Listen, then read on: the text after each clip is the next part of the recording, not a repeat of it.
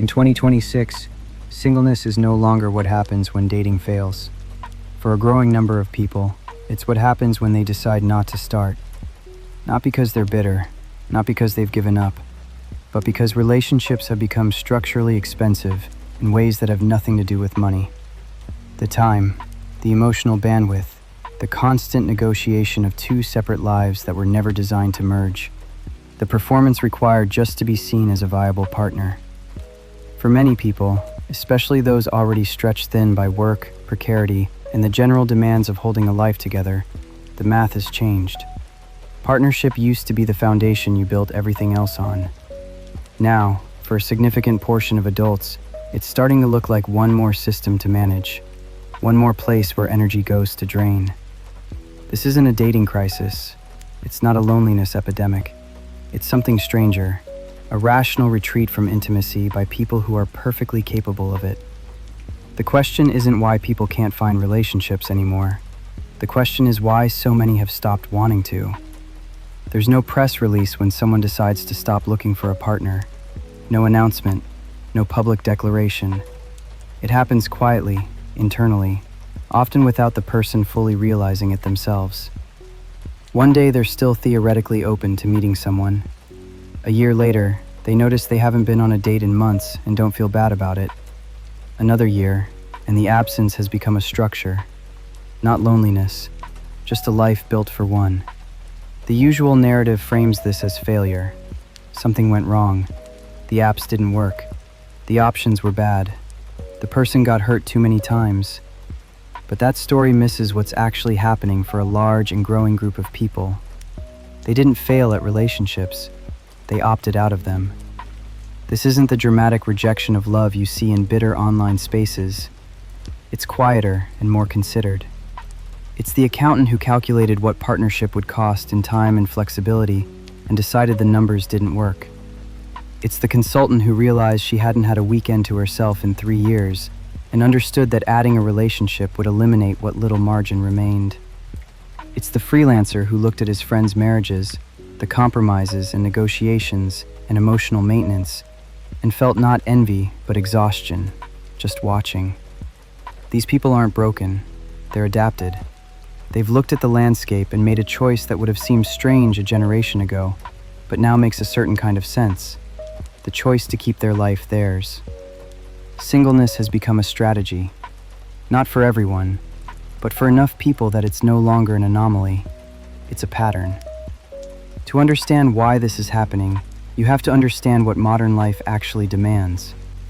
The average professional in 2026 operates in an environment of constant performance, not just at work, though that's intense enough, but in every domain. Your career requires visibility, networking, skill acquisition, adaptation to new technologies, and the perpetual management of your professional reputation. Your finances require active attention in a world where stability is never guaranteed, and one bad quarter can undo years of progress. Your health, your social presence, your personal brand if you have one, your family obligations if they exist. Everything asks for energy. Nothing runs on autopilot. This is what competition has done to daily life. It's not that people work more hours than they used to, though many do. It's that there's no neutral space anymore. No domain where you can simply exist without optimizing. And here's what happens psychologically when life becomes this demanding. The energy available for things that don't directly contribute to stability starts to shrink. Intimacy is one of those things. A relationship is not a productivity tool. It doesn't help you hit your targets. It doesn't advance your position. What it does is ask for attention, presence, emotional labor, and compromise. Things that feel increasingly expensive when you're already running at capacity. For people who came of age in this environment, relationships have started to feel like a resource drain rather than a resource. Not always, not for everyone, but often enough that it's worth noticing. The desire for partnership hasn't disappeared, but it has to compete with the desire for stability, for control, for some small margin of life that isn't already allocated. And increasingly, stability is winning. This is not a failure of love, it's a reallocation of energy toward what feels survivable. There's something that happens when life has been uncertain for long enough. Security stops being boring. It starts being beautiful. The apartment that's just yours. The schedule you control entirely. The money that stays where you put it. The evenings that unfold without negotiation. The ability to make a decision without running it by anyone, without weighing someone else's needs, without compromising before you've even started. For people who spent their 20s in precarious jobs, unstable housing, fragmented social lives, this kind of control feels like an achievement. Something they built, something they don't want to dismantle. And here's the uncomfortable truth about long-term partnership. It requires dismantling. It requires merging two separate systems, two separate sets of preferences, two separate trajectories. It requires, at minimum, the willingness to have your plans changed by someone else's existence. For people who fought hard to have any plans at all, that willingness is hard to summon. So solitude becomes something else, not loneliness, not absence. It becomes a kind of architecture, a life designed for predictability and containment, a space where the chaos of the outside world, the economic randomness, the career volatility, the general uncertainty of everything, stops at the door. Love, by contrast, is not predictable. Love is friction. Love is another person with their own chaos, their own needs, their own unpredictability. Love is wonderful in theory, but in practice it means giving someone else the ability to destabilize what you've built. And some people, having finally built something stable, aren't willing to risk it. This isn't cynicism, it's protection. The same instinct that makes people save money, that makes them avoid unnecessary risk, that makes them careful with their health, applied to intimacy. When the world feels unstable enough, stability becomes the highest value, even if it costs you closeness. But nothing is free. The life optimized for control is also a life optimized against surprise, against interruption, against the specific kind of growth that only comes from being known by someone who isn't going anywhere. People in this mode often describe their lives as calm, peaceful, manageable, and they mean it. The chaos is gone, the drama is gone, the exhausting negotiations are gone, but something else is gone too, something harder to name. Spontaneity gets quieter. When every day is structured for efficiency, there's less room for randomness, less room for the unexpected evening, the unplanned conversation, the disruption that turns into a memory. Friction digresses, and friction, it turns out, is where a lot of emotional depth comes from.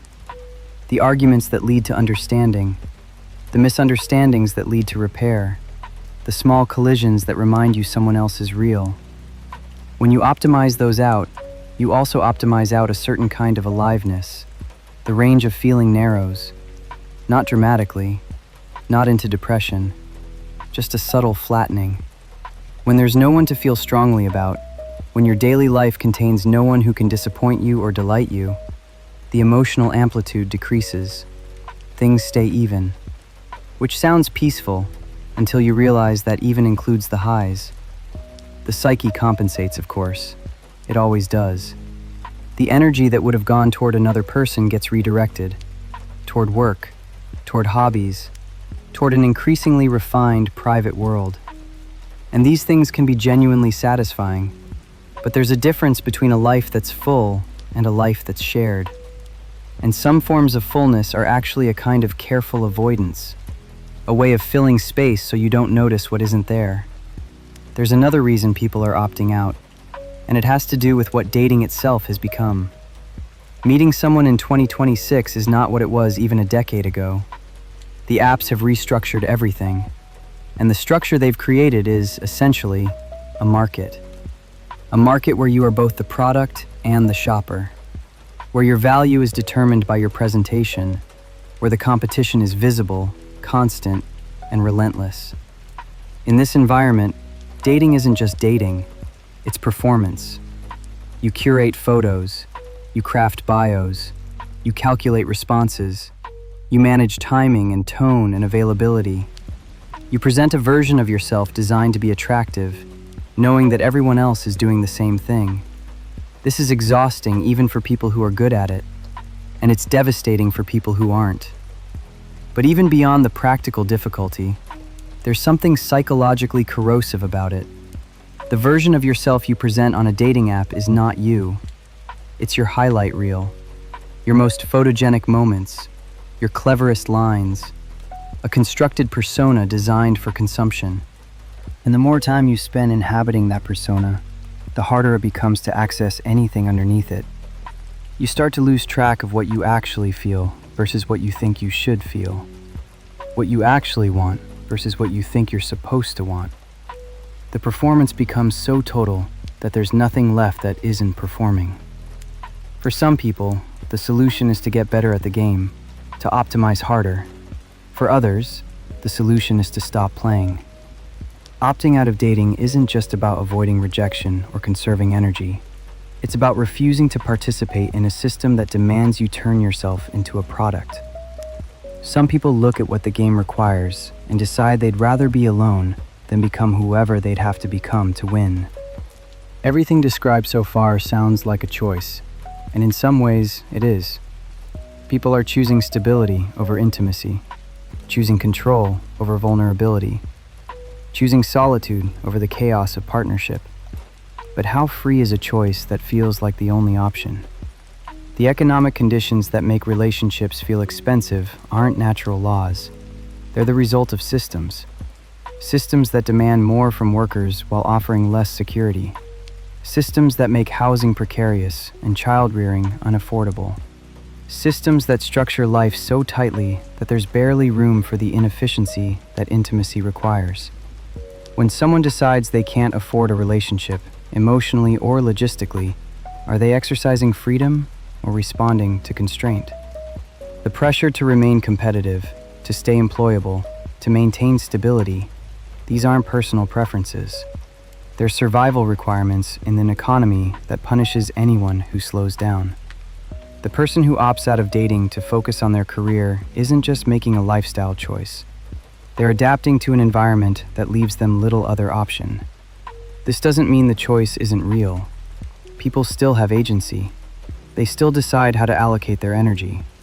But it means the choice is happening inside a structure that's already shaped what's possible. The person who decides partnership isn't worth the cost isn't wrong.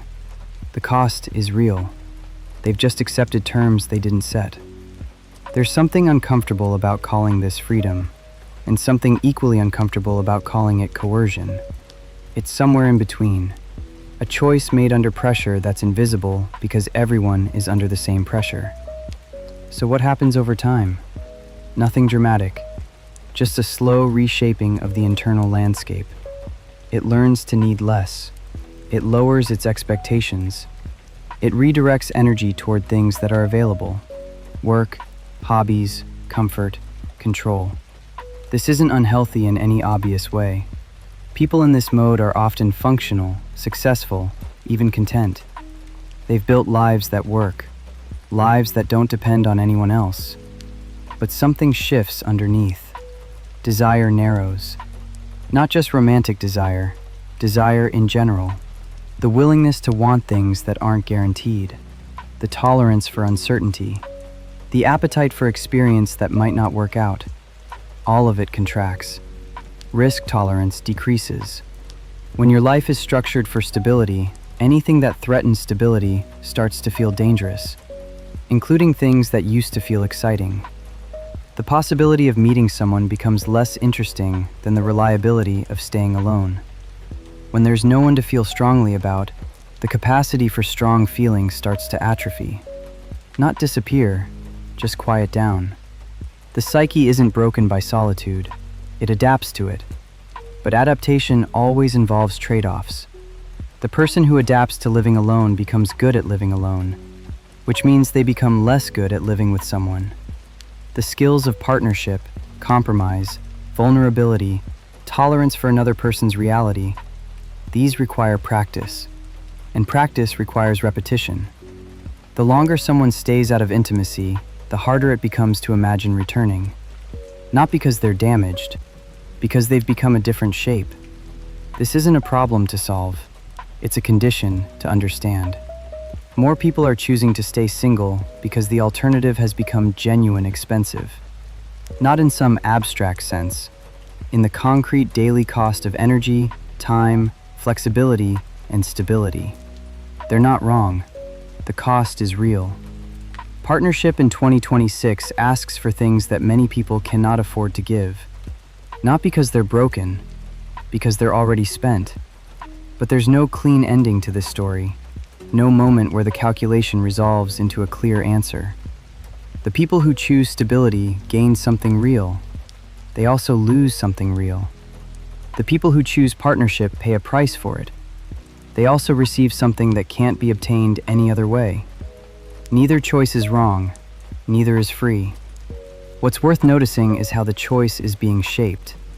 How the systems that structure modern life are quietly pushing people toward isolation without anyone explicitly deciding it should be that way.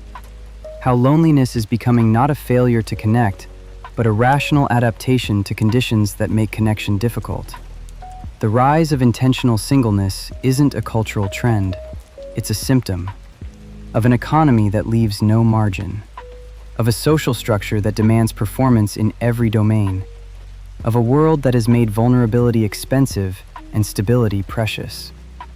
Whether this changes depends on things larger than individual choices, things that individuals have very little power to affect. In the meantime, people adapt. They build lives that work for one. They find meaning where they can. They make peace with what's missing. And late at night, sometimes, they wonder what it would have been like to share it.